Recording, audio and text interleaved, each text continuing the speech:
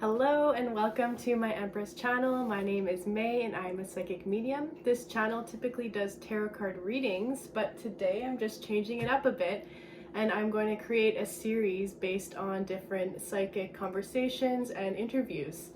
And today I will be interviewing Yuri, the herbalist from Winnipeg, Manitoba, in regards to his near-death experience. I know myself as a psychic, I have questioned a lot, like, what happens when you die? Of course, a lot of people ask me that question also. And we have Yuri here to literally tell us what happens. So I'm just gonna jump right in and ask you my first question. So what I want to ask first is, how did you die? This is a funny story she likes me to tell. I took 28 grams of mushrooms. Now, everyone knows the psychoactive ingredient or the psychoactive molecule inside magic mushrooms is psilocybin. Psilocybin not only causes a lot of visuals, which is what I'm mostly going to be talking about, but it causes a little bit of a short-term memory loss. And when combination with alcohol, which is what I had it with at my New Year's party, I had a blackout effect, and that blackout effect, I can't remember anything in between those times. There's some ridiculous things people have told me about years later, which, I wouldn't think that I would do, but it ended up happening because of the chemicals in my brain. And I always tell people we're chemical thinkers. So I was thinking with a lot of chemicals that night that I wasn't normally thinking with. And there was rumors that someone had put something else in my drink, but that's hearsay. So 28 grams of mushrooms and alcohol, and 8.5 hours later in the hospital, I had my near-death experience. Oh, we have someone saying hi. A visitor. Yeah, this is my other terrorist named Zeus. Just kidding. I usually have Klaus up here. Anyway, okay, well that's interesting. So Yuri, when you were out, it's tea time. How long were you out for? Just about a minute. A minute. Yeah. So now the golden question, what happened during that minute that you were out? Well, like I said earlier, there's a lot of visuals, but maybe I'll just sip my tea. Just careful. Fire breath.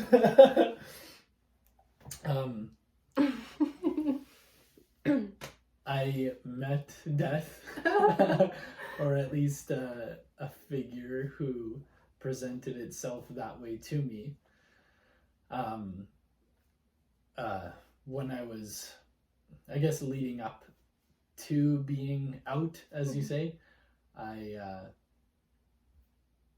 had started recognizing people as the things or subjects that I knew them by. So my mom, I recognized her by her favorite animal. My brother, I recognized by his favorite animal. And my stepdad, at the time, I recognized him by the subject that we knew each other the most by, dirt bike.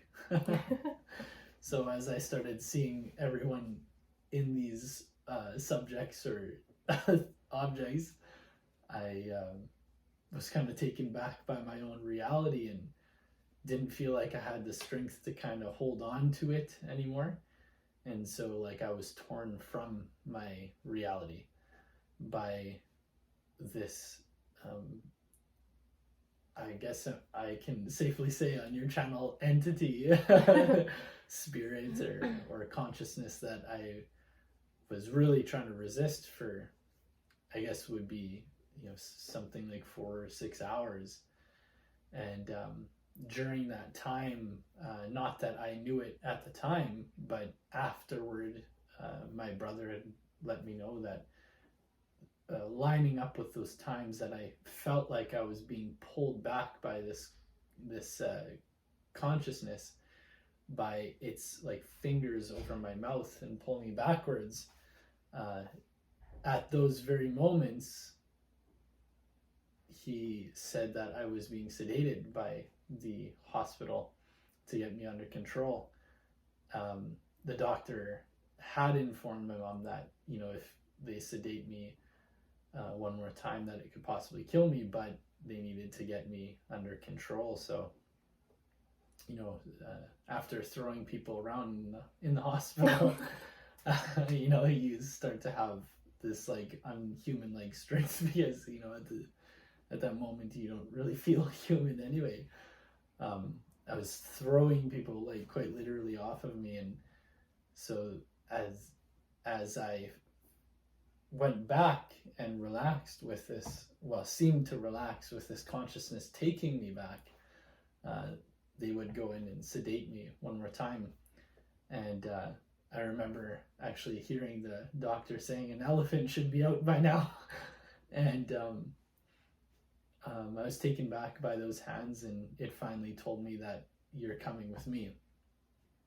And all I kind of felt and saw was dark. I don't really know how long it really was, but it felt like quite a long time until this entity came back to me and said, it was like a hooded figure. There was no like human presence or facial expression or anything to it. It was just like a hooded consciousness that said that I needed to walk with him.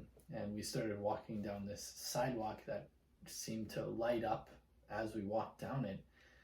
And on either side, the right and left side of me, there was two beams of white light, and it looked like memories or like events that happened in my life on the left, and on the right it was like events that were taking place in other people's lives or around me or something. And he said if I wanted to walk that path of life again, I would have to earn my life. And without even really asking him how, he knew that I wanted that. And he looked at the memories of my life with me, and he says, okay, well, let's see on the right side if you had earned your life or not. And the pressure really felt like life or death at that moment, you know. And it came down to my choice, really. But in that moment, he brought up a memory from my past, and which happened from someone else's perspective. And he said, because of this, you forgiving that person, you earned your life back. So I didn't really realize that physically I was repeating what he had said to me, but I felt like I had repeated it once. And after that, he gave me the option of these three paths. There were like tunnels or tubes leading down, like downward to Earth. I felt like I was above it, or like in outer space or something. And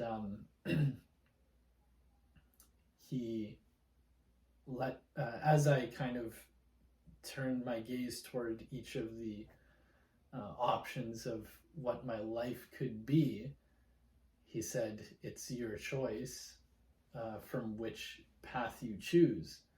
And you know, out of curiosity, as I turned my gaze, he kind of explained the overall of each life by the left side. The left side at that moment was a very short life. I would achieve all the desires that I ever wanted, and nothing to really speak of, just that I had a very full, short life. And then the middle option was that I could come back to Earth on like a very mediocre type life. And not that it was anything special to people, but I had a life, and to be grateful for it, kind of thing. And it was nothing bad or struggling, but nothing like super extraordinary. It was just a life to be thankful for. And the last option on the very right of those two was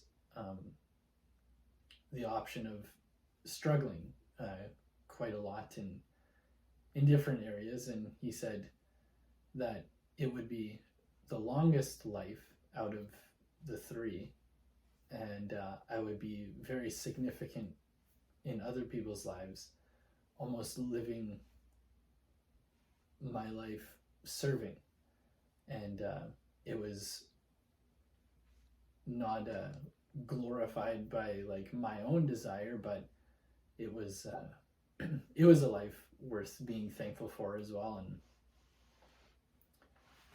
and humbling experience, I suppose. And so that's the option I chose. And when I went down that tube, going like back to Earth, not that I knew the location that I was going, but I felt like I hit my body, and I sat up like the Undertaker. If anybody has ever watched WWE, I kind of sat up like, just rising really, from the dead, really, really quickly. I'm back. My brother in tears had just like in shock, like, what, like sat up so fast, like, what are you doing? And I could read that expression, but I had no idea where I was. And in that moment, the doctor had run into the room, looked like asking me some questions. I couldn't recognize what he said, but it took me a moment to kind of like grasp it, like quite a delay. And he said, "What were you on?" And once I realized that's what he was saying, everything like a lightning bolt just came back to my memory, and I said mushrooms. That's all I remember. And after 8.5 hours later on, being told that I was screaming for 8.5 hours, throwing people around, I think they just wanted to send me home at that point. So he let me go home, and one thing to another, here I'm on the podcast. All right, so that gave me goosebumps. If that didn't give you goosebumps, I don't know what will. Yeah, it's really interesting. I have interviewed a few different psychics and different people in regards to their near-death experiences, and they all had such a similar experience. So that's really cool. Thank you for sharing. I have one more question. How did this experience change you as a person? I guess my takeaway, and I think everyone else's takeaway, whether it should be from me or their own experiences, should be that with every path you take in life, or every goal you're chasing, which is really another path, it is your choice, and that choice will impact another person, another thing, and those choices not only have consequences, but like enabling you to feel like you have a choice, I think is what everyone should take away from that. Wow. And maybe forgive. And to forgive, you know what? Yeah, that's pretty crazy. Yeah. Well, thank you so much for sharing. Please like and subscribe, support my video. Like I said, I'll be making more posts and interviews similar to this one, just having conversations with different psychics and herbalists in regards to consciousness, making your body better, etc. So anyway, take care, Soul Fam.